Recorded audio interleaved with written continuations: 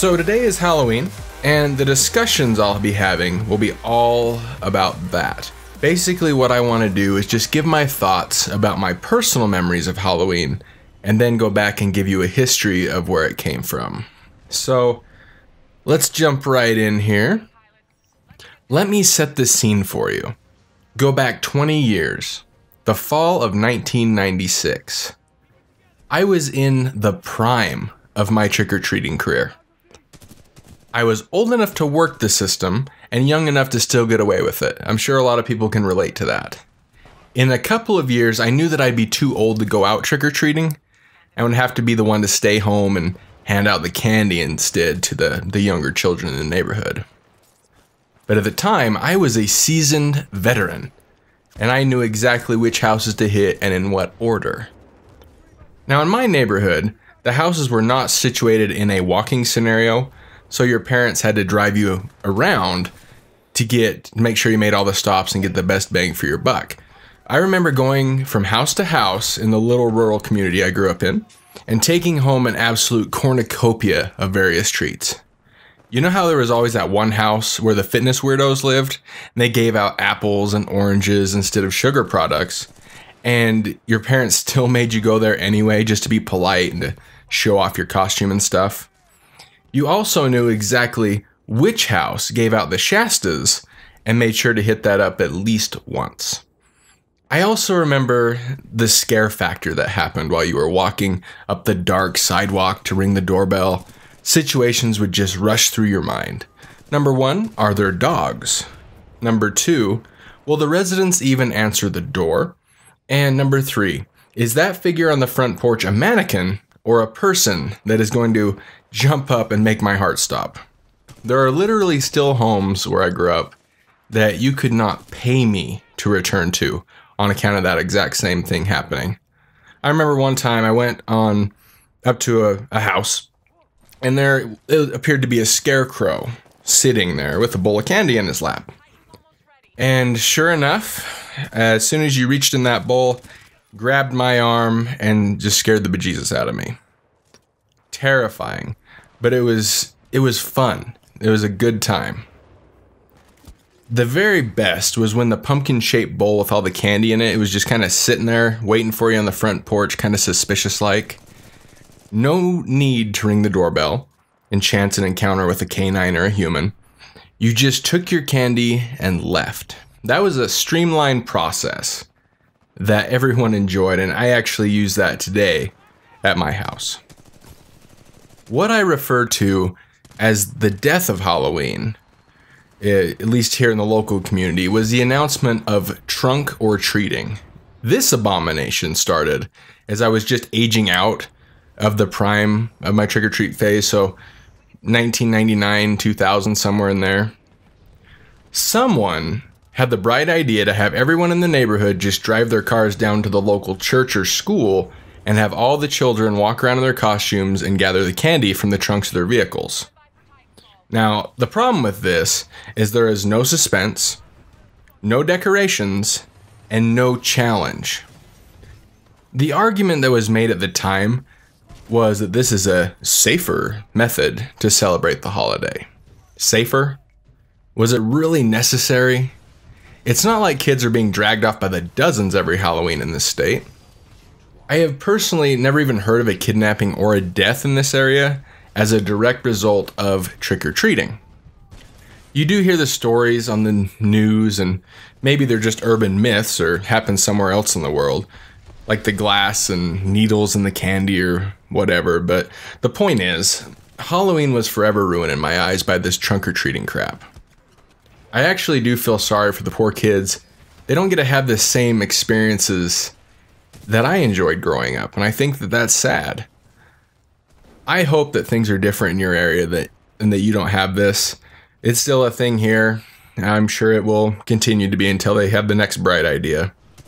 But go ahead and sound off in the comments and let me know if you've had a similar experience growing up, or if Halloween and trick-or-treating are still a thing, basically. I also want to know your opinions on the trunk-or-treating from maybe a parent standpoint or a community leader standpoint. So in the second half of the discussion, let's go even further back, way back, into the origins of what became Halloween. Over 2,000 years ago, the Celts, living what now is known as Ireland, the United Kingdom, and part of northern France, celebrated their New Year's on November 1st. This day marked the end of the summer and the harvest, and pretty much the beginning of a dark, cold winter, a time that was often associated by human death in that culture. Lots of people, the older people and sick people, they just couldn't make it through the winter. Now, the Celts believed that on the night before the New Year, the boundary between the worlds of the living and the dead became blurred. On the night of October 31st, it was believed that the ghosts of the dead, they actually returned to Earth. Now, in addition to causing trouble and damaging crops, the Celts thought that the presence of otherworldly spirits made it easier for the Druids, also known as the Celtic priests, to make predictions about the future. Now, you have to put yourself in their shoes and understand kind of why this is important. For a people entirely dependent on the natural world, these prophecies were a very important source of comfort and direction through the winter. They're extremely spiritual people, and whatever these priests said was just fact. That's just how it was. And they relied on this wisdom. So to commemorate the event, these priests, they would build huge bonfires, and the people would gather around and burn crops and animals as sacrifices to the Celtic gods. They would also wear animal heads and skins while attempting to read each other's fortunes. So this is the whole costume concept. After the party was over, they would light the fires in their homes with portions of fire taken from the big community bonfire, and the theory was to help protect them from the upcoming winter. So still a spiritual thing. Now, years later, the Roman Empire had basically conquered all of the Celtic territory. And what happened is they actually combined the Roman version of the harvest and still kept some of the Celtic ways as well.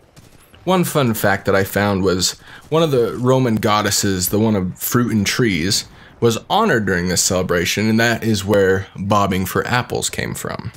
I'm sure you're familiar with that term. As the Catholic popes came and went during the next century, it eventually shifted into a religious sanctioned celebration. In the year 1000 AD, the church would make November 2nd All Souls Day, a day to honor the dead.